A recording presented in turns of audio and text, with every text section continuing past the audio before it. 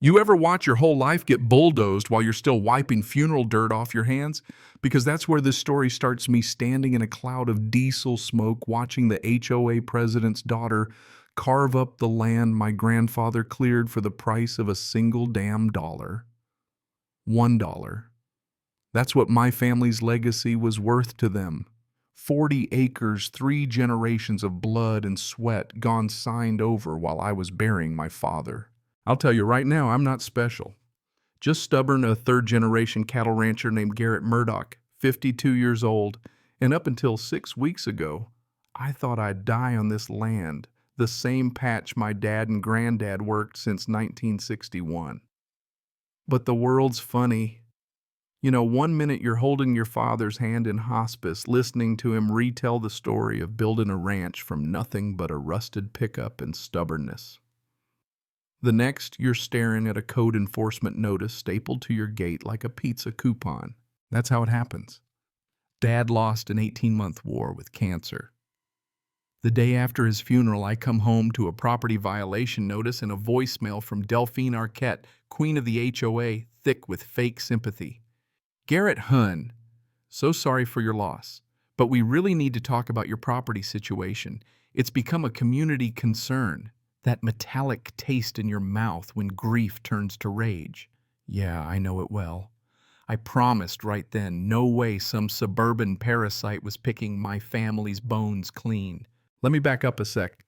See, Broken Antler Ranch was always the oddball, my weathered house bleached barn standing out like a middle finger in a sea of identical beige Sage Valley estates.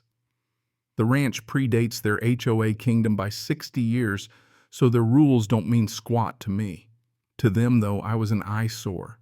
To Delphine, I was opportunity. Picture her white Lexus with a vanity plate draped in turquoise eyes, like cold creek water, always claiming she's just following the rules, the ones she wrote, of course. She ran a petition while Dad was dying, claimed the ranch was abandoned. Buildings were hazards, cattle were a threat. Pure fiction. Folks signed up thinking it was for pothole repairs. She's slick like that. She filed complaints, pushed for the county to force me out or make me sell. I learned all this the day after I buried Dad, dirt still under my fingernails. You ever want to punch a ghost? That's how it felt. But here's the thing about small-town cons, they're always a little sloppy. She claimed an old easement gave the HOA access to my creek. I drove straight to the county clerk's office, smelled like old paper and burnt coffee, dug up the records myself. That easement, expired in 2002, never renewed, not worth the paper it was printed on. My dad used to say, never trust what they tell you, go see for yourself. Best advice I ever got. I started digging. Filed a Freedom of Information request, cost nothing but patience. Got back a goldmine emails between Delphine and the county planner Brock. They were timing complaints with inspections, setting up a foreclosure playbook. Thing is, I didn't owe the HOA a penny, no lien, no mortgage. But their plan, manufacture one, then sweep in while I was down. And then the twist, Delphine's daughter, Sienna wellness influencer, 74K in student loans, posts a photo on my East Pasture Arms spread cattle in the background. Caption, excited for my new entrepreneurial venture future site of Sage Valley Retreat and Wellness Center. Yeah, that happened. She thought she already owned my land. Business permit applications started popping up, all with her name listing recently acquired parcel, my exact 40 acres. So I called my cousin Tully, title insurance investigator, smartest guy I know about property fraud. He said, don't tip your hand. Let them think you're clueless. People this greedy always get sloppy. That night, my barn turned into a war room, red string documents, emails, survey photos, even Sienna's Facebook posts. If they wanted a fight, I was done playing defense. 23 days after Dad's funeral, a quitclaim deed popped up in county records. My dead father's name to Sage Valley HOA, $1 consideration filed by Delphine. They forged his signature. Notary stamp from a UPS store 60 miles away. No way Dad ever set foot there. If you don't know, quitclaim deeds are a fraudster's dream. Nobody verifies signatures. She timed it between his death and probate, betting I'd be too wrecked to notice. Almost won, too.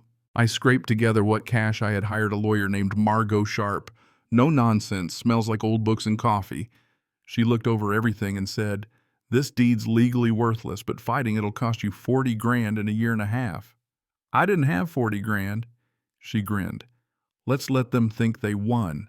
Document everything, then blow it up all at once." Meanwhile, the HOA paid my property taxes to strengthen their claim. Slapped an eviction notice on my door, offered to buy my equipment at fair market value. I didn't call. Instead, I built a fence 12 feet high, raw iron, every 50 feet, etched with Colorado's forgery statute number.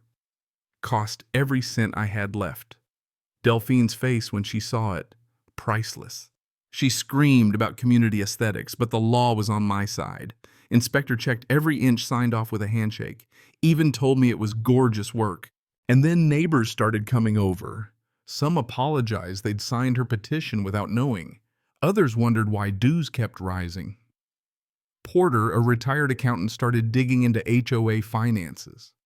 Turns out Delphine had been paying herself 5 times the legal limit, funneling money to Sienna's shell company, embezzling over $120,000, and pre-selling fake memberships for a retreat on land they didn't own. Here's where it gets wild. My cattle vanished. Sienna caught on camera at 2:47 a.m., helping load them into a trailer. Grand theft, plain and simple. I took everything, emails, photos, Porter's records, deed analysis, and sent it to a local reporter. Porter dug up more. The HOA had been collecting dues from homes outside their legal boundaries, including Delphine's own house. The whole setup was a house of cards.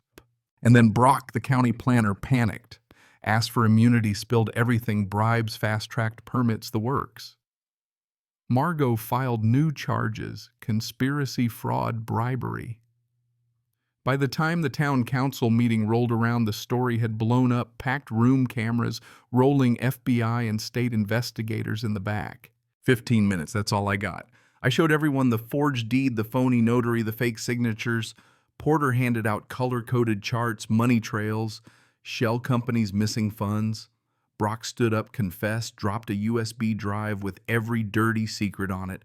Delphine lost it, started screaming slander, tried to walk out. Sheriff stopped her. FBI agent stood, cuffs ready. Sienna made a break for the door, but deputies were faster. The room erupted, phones filming people shouting. I held up the Ryko lawsuit, $3 million in damages. Last slide, my ranch at Sunset, the place my family built with their own hands. You could feel the weight lift off the room. Applause, people standing up, some crying. Mayor called for a full state investigation. Council voted unanimous. In the parking lot, Porter hugged me, said, "You did it, man. Truth is, we did it together." After that, things moved fast. Delphine and Sienna arrested, no bail. Vaughn, the banker, flipped and turned state's evidence. The deed was voided. My ownership restored the same day. Porter became HOA president, cut dues in half, forced transparency. Sage Valley changed. People started acting like neighbors again. We held a barbecue, planted a tree on Dad's grave with a plaque built with honesty, protected with truth. The Rico settlement paid for a new barn, new fencing, 2 part-time ranch hands, both local veterans. The spite fence stayed up now with plaques every 100 feet explaining Colorado property law. College students came out for tours, reporters too. The story inspired reforms across 40 states, the Murdoch Standard, they call it. Document everything, follow the money, don't back down.